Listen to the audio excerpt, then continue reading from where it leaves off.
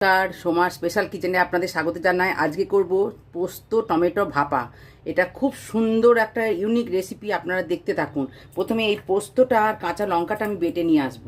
Tomato পোস্ত ভাপা যখন, এই যে টমেটো কুচু কুচু করে, একদম কুচু কুচু করে কাটা, আর এই যে পেঁয়াজটা ছোট্ট ছোট্ট করে পেঁয়াজটা কাটা, এই এই বোলের মধ্যে সব দিয়ে দিলাম। একটা বলে এটা দেবো, দিয়ে এটা মিশিয়ে নেবো, দিয়ে দিলাম। আচ্ছা, এটা চিনিটা দিলাম, চিনি, নুন, আচ্ছা হলুদ, খুব সামান্য হলুদ। হলুদ এতে পোস্ততে বেশি হলুদ চলে না।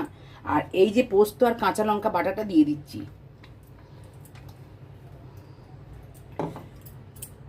এই কাঁচা সর্ষের তেলটা দিয়ে দিলাম, এটা একটু বেশি দিতে হবে এখানে।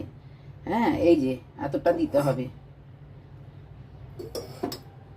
দিয়ে আমি এটা এবার এটার সঙ্গে মাখিয়ে নেব, এটার সঙ্গে মাখিয়ে নেব।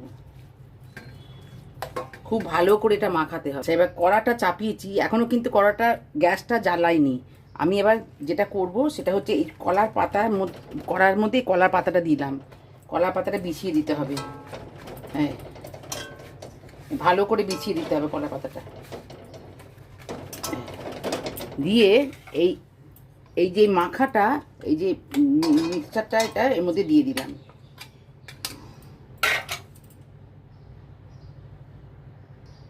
এর মধ্যে আর একটু তেল দিলাম। এবার গোটা কাঁচা লঙ্কা চেরাগুলো এখানে বসিয়ে দেবো। এই যে দিয়ে আমি আবার একটা কলার পাতা এর উপর চাপা দেবো। ভালো করে এই দুটো কলা পাতা আমি ভালো করে চাপা দিয়ে দিলাম। এইবার আমি গ্যাসটা জ্বালাবো।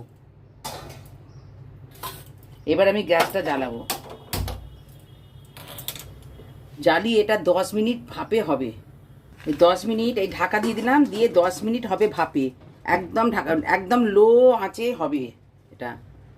তো এটা আমার হয়ে গেছে। এবার ঢাকাটা খুলে আমি আপনাদের দেখাচ্ছি কত সুন্দর হয়েছে। দেখুন, এই দেখুন, এই দেখুন কি সুন্দর হয়েছে। দেখুন ঢাকাটা খুলে,